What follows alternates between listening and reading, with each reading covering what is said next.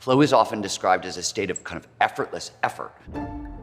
We feel like we're propelled through the activity. Everything else just seems to disappear. Time is going to dilate, which is a fancy way of saying it's going to pass strangely. 5 hours go by in like 5 minutes. Occasionally it'll slow down. You get a freeze frame effect. I mean, anybody who's been in a car crash, for example.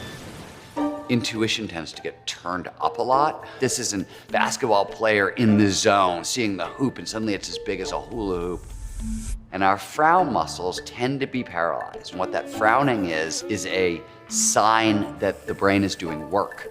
This is a constant issue in my marriage where my wife thinks I'm mad at her or somebody. And I'm like, no, I'm just thinking. This is just me thinking. I'm in robot mode.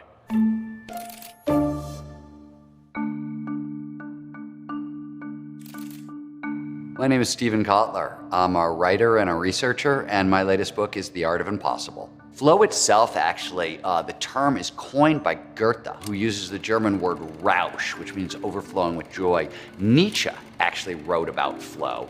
William James worked on the topic, but Mihai Csikszentmihalyi is often referred to as the godfather of flow psychology. He was very interested in sort of well-being, meaning of life, and he went around the world talking to people about the times in their lives when they felt their best and they performed their best. Everywhere he went, people said the same thing. I'm in this altered state of consciousness where every action, every decision I make seems to flow effortlessly, perfectly, seamlessly from the last.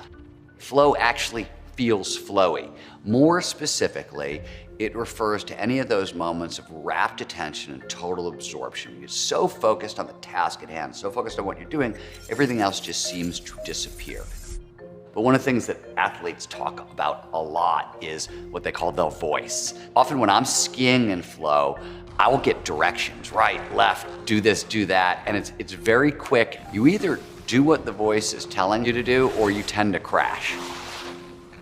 The challenge skills balance is often called the golden rule to flow, and the idea here is pretty simple. We pay the most attention to the task at hand when the challenge of that task slightly exceeds our skill set. So to do this work and to get good at it, you have to get good at being comfortable with being uncomfortable. So you want to stretch, but not snap. So there are a number of different things you can do to sort of prepare yourself and prepare the environment to drop into flow.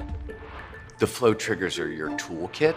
22 of them have been discovered. There are probably way more, but so far researchers have identified 22. The most basic of flow's triggers, complete concentration. You really want to sort of start your work session, if you can, in relationship to your physiology. I like to wake up at 3:30, 4 o'clock in the morning. That's when I'm most awake, most alert.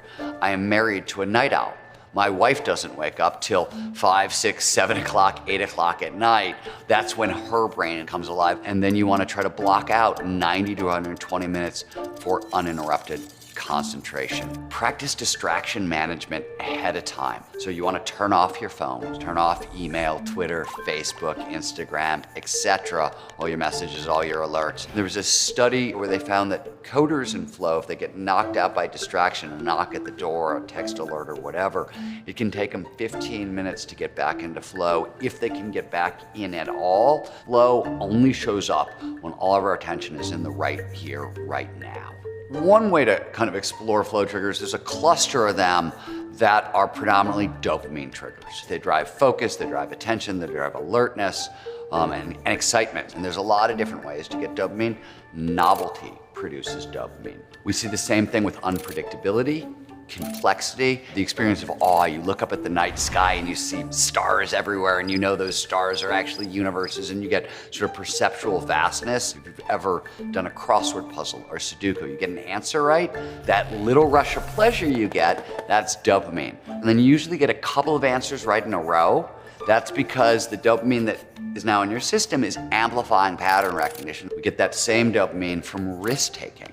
And this could be physical risks, emotional risks, social risks, intellectual risks, possibly spiritual risks. We get the dopamine not as a reward for taking the risk, which is what some people used to believe, but now we know it's to kind of drive motivation. Now, there are lots of different intrinsic motivators, but from a motivation standpoint, there are 5, and they're all designed to be built into one another and work in a sort of specific order, in a specific sequence. The most basic human motivator is curiosity. One of the things we get from curiosity is focus for free. When we're curious about something, we don't have to struggle. We don't have to burn a lot of calories trying to pay attention to it. Curiosity is designed, biologically again, to be built into passion. And think about, we've all fallen in love, how much attention you pay to the person you're falling in love with. You can't stop thinking about them, can't stop staring at them. That's a tremendous amount of focus for free.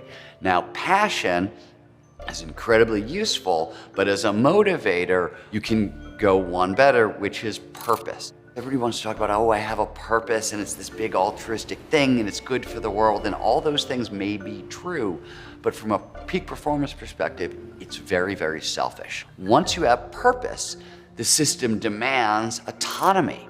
I want the freedom to pursue my purpose. And once you have that freedom, the system wants the last of the big motivators, mastery. Mastery is the skills to pursue that purpose well.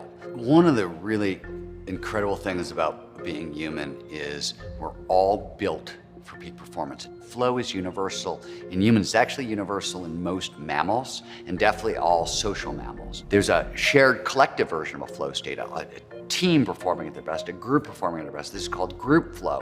In fact, studies have shown that the people who score off the charts for these characteristics, who score off the charts for overall well-being and life satisfaction, are the people with the most flow in their lives. We're all capable of so much more than we know. That is a commonality across the board. So it's the largest lesson that 30 years in studying peak performance has taught me. And the way I sort of like to think about it is motivation is what gets us into the game. Learning allows us to continue to play. Creativity is how we steer. And flow, which is optimal performance, is how we amplify all the results beyond all reasonable expectation. Get smarter, faster with videos from the world's biggest thinkers. And to learn even more from the world's biggest thinkers, get Big Think Plus for your business.